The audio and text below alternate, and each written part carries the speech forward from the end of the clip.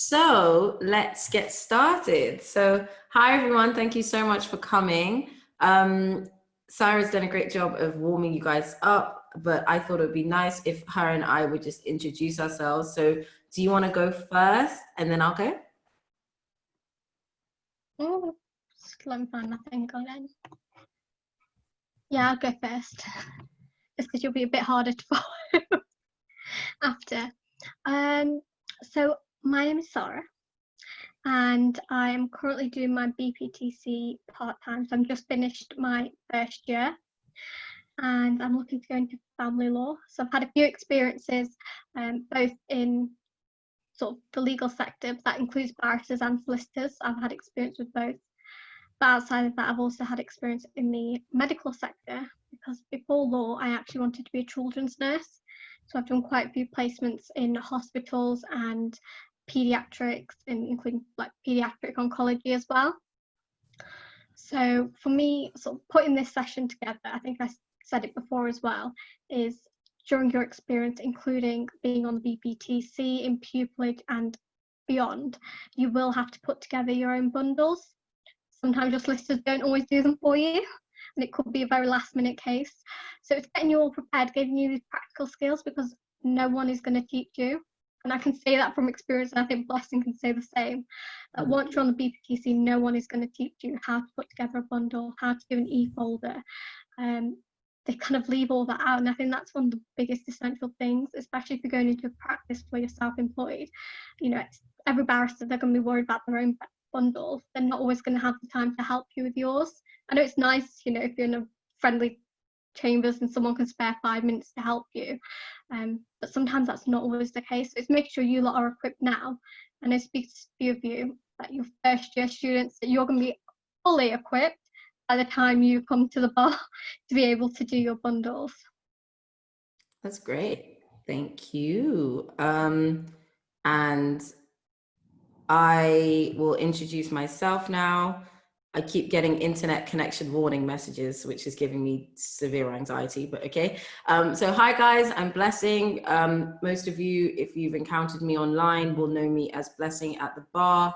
I have completed the BPTC, so I was called in December 2019, and really want to echo a lot of what Saira said. You know, we have so many opportunities on the bar course and even during our law studies that we could get told how to make bundles, but we don't. And I've had experience mooting, competitive mooting and advocacy. So I've mooted in the Supreme Court, and I've mooted in the Royal Courts of Justice, both times before Supreme Court and Court of Appeal judges. And I've had that experience. Saira also didn't gas herself enough, because she, as well as another fantastic person called Beth, organized online advocacy sessions, which were amazing and phenomenal. And she didn't gas herself enough, so I'm going to gas her on her own behalf. And yeah, presentation of the bundle is huge. And presentation of the bundle is a really big point scoring area of an advocacy competition. I say that from someone who's had experience of both sides, both competitively mooting and also judging moots. I've judged a lot of moots, I've seen a lot of bundles, and it's really important that students learn this now. Oftentimes, the only time somebody has presented a really good bundle is either they've done a moot before and then got rinsed for their bundle, so they learned, or they happened to go to a workshop that was put on by their law school. But obviously not everybody has that opportunity, and that's why we created this. Something I always try and ask in my workshops is for everyone to share just one takeaway, if they could take away one thing of value from the session. I like people to share that with me. So if you're comfortable just putting that in the general chat, please do, or you can send it as a private message to either Saira or myself, and we will make sure that we address that. So if everyone could please do that whilst we do the first slides. So we prepped some PowerPoint slides which were made available to you. If you don't have those in front of you, no fear. we can just get started. And I will just clarify again, if my internet cuts, don't panic, I will come back, and I might come back on my phone. So I'll just tell you that now. So I'm just going to share my screen, and we're going to get into the slideshow. So yeah, we've done the welcomes, and something also that I wanted to say thank you for is that Saira and I have got 2 charities that we're going to be supporting with 20% of the proceeds from the classes today. They're both things that are really close to our hearts, and I really encourage you, when you have some time, to check out these organizations and the work that they do. So the structure of the session today, you guys, firstly, we're going to look at paper bundles and how they're used in court versus in advocacy competitions. There's a slight difference, but it's still important that you know the actual skill. Secondly, why a good paper bundle makes for a good advocate. Thirdly, what you need to put a paper bundle together, and that area is going to be a bit more interactive. I've got a second camera set up with a file divider and some papers. So Saira and I will actually talk you through how we prep the bundle. And then 4, how to use your paper bundle and lead the judge to your authorities. So that's the structure of today.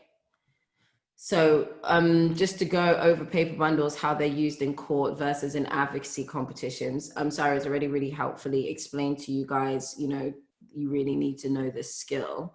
I'll give this overview, and then my co-host can jump in with anything that she wants to add for this section.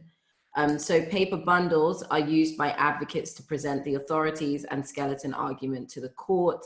They give the judge an overview of the sources they plan to refer the judge to when making their arguments. Paper bundles in real cases can be very lengthy and occupy many volumes of files. For advocacy competitions, you only need to prepare 1 folder of authorities. In advocacy competitions, your bundle should contain only the core authorities you're referring to, and you'll often be limited by how many authorities you can rely upon.